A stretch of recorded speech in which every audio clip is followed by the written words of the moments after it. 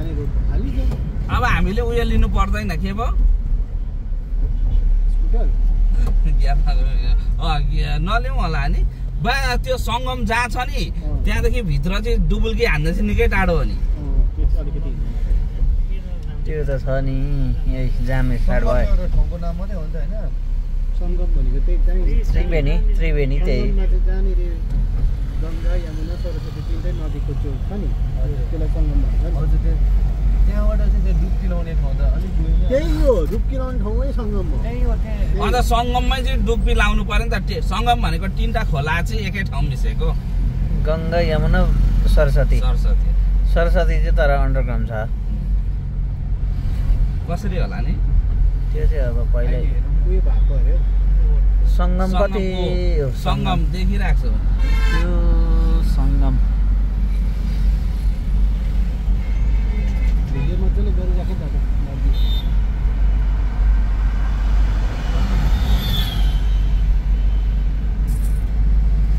In 400 meters, you will arrive at your destination. No thanks. Okay.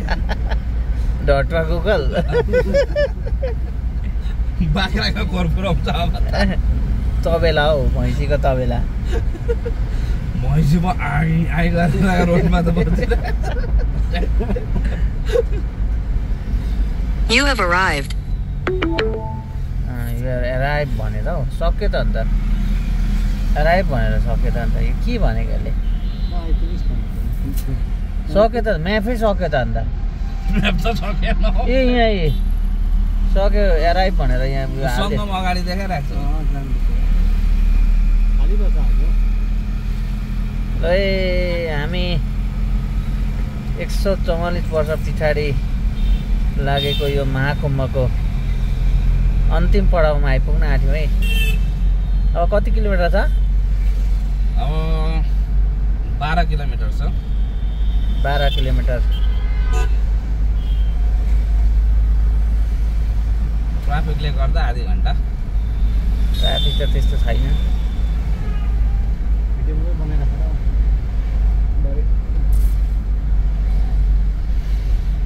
फोनै system charge भएको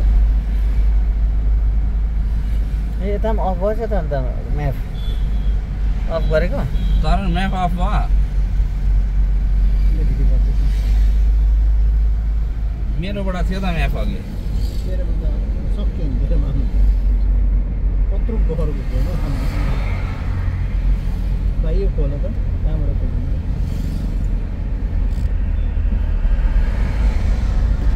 मेरोमा पनि केही छैन त ए छ नि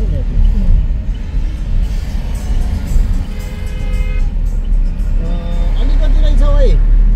18 किलोमिटर 18 किलोमिटर यहाँदेखि हल्का हल्का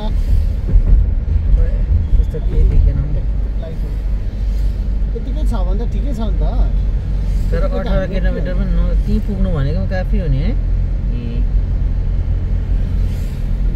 25 किलोमीटर चलना पड़ता है भैया लोग आपको भन्थ्यो अस्ति एउटा 20 किलोमिटर रहेछ हौ 20 किलोमिटर अस्ति त मान्छे पुरा थियो होला आज फेरि अब यो विक डेजमा अलिक मान्छे बेसी हुन्छ हो अहिले पट्टिबाटै च्याप्टाउँछ त मलाई त उताबाट पनि आएको हाम्रो यहाँ ड्राइभर अहिले यहाँ फेरिनु भएको छ ए भएछ नि त हो गाडी कुदाउने मान्छे पनि भन्छ भाग्यमानी है तर ऐतिहासिक कतिजना चाहिँ कुदायो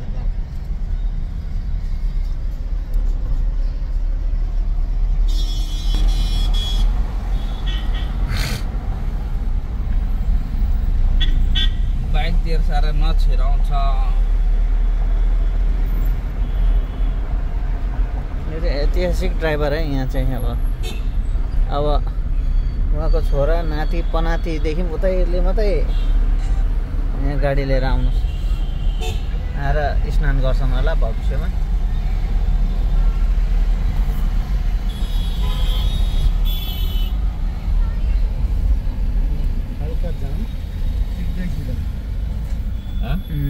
अब चाहिँ जाम सुरु भएको होला